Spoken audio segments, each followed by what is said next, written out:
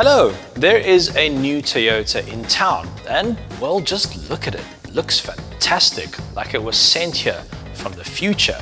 And for a company that usually makes very plain cars, this is a bold move. So let's take an in-depth look at this brand new Toyota CHR. There are so many interesting design elements on the CHR that it's hard to know where to look. The CHR really is there to cater to people looking for something different. If you're looking for a practical family car, this isn't it, and it probably was never meant to be. The CHR is late to the party. Cars like the Nissan Juke, Mazda CX-3, Suzuki Vitara, and most recently the Hyundai Creta have been on the market for some time. So Toyota knew they had to come out guns blazing, and we're really chuffed that they've opted for such a striking design, both outside and in.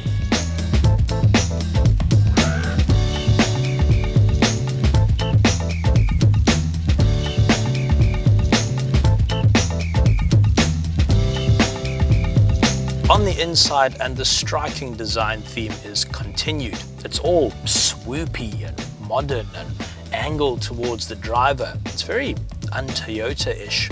And all those boring big rectangular buttons that Toyota seems to like so much, they're all gone. And instead we have this smooth diamond switchgear. This Napa leather steering wheel is a highlight, and although these seats are cloth, they are super comfy and supportive. I must say it feels very premium in here and very well put together. This touchscreen though is a bit basic. It's probably not the best system that Toyota has, and unfortunately you can't upgrade it, but it does have most of the functionality you would hope for, except for sat-nav. Another downside to this great design is that the rear windows are very small and the C-pillar is very large, and that creates really big blind spots, and it makes the car quite difficult to reverse and difficult to park. To add to the difficulty, park distance control and a reverse camera are not available on the CHR. Usually when cars are shaped like the CHR, it compromises the rear passenger space, but actually it's not too bad. Knee room is pretty good, a lot more actually than we found in the Audi Q2, while headroom is a little bit limited, but I'm pretty surprised it's actually quite spacious back here.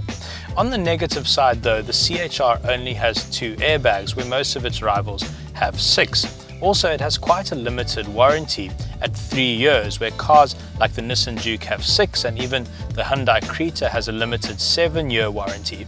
And then we get to my biggest gripe with this car, and that's the boot.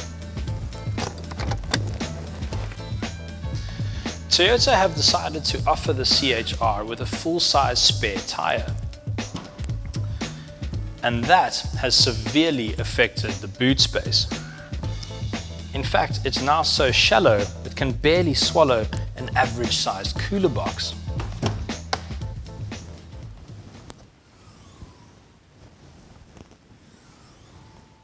That's not very good. I think this is going to be a big problem for some buyers, especially those looking for a family vehicle. And I can't imagine why, for a car that is almost certainly going to be an urban commuter, why Toyota didn't go with a different solution for the spare tire. Normally we open the bonnet, but trust me, there's nothing to look at in here. There's only one engine available in the CHR range, and it's a 1.2 litre turbo petrol. It's got more than enough power and torque for a car of this size. You can order it with 2 different gearboxes, either a 6-speed manual or a continuously variable transmission.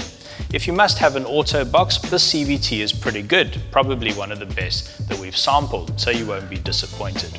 We're averaging around 8.3 litres to the 100, but you should get that down into the 7s, which is pretty decent for a turbo petrol.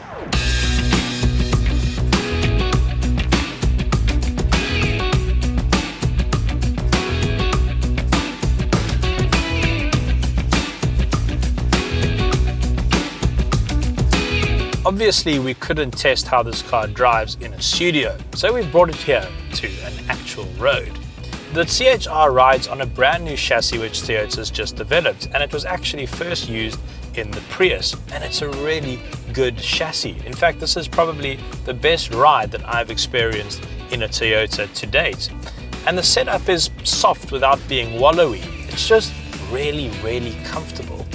This 1.2 litre engine is also more than up to the task, and I actually don't mind the CVT gearbox at all. It actually behaves quite a lot like a normal automatic, and that's a really good thing.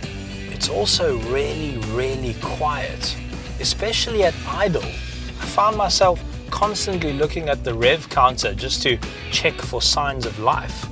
In fact, from a purely product point of view, this might be one of the best cars in the segment.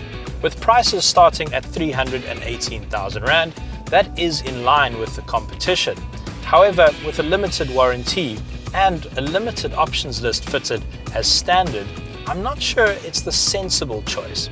But then again, when a car looks like this, sensibility isn't really the first consideration.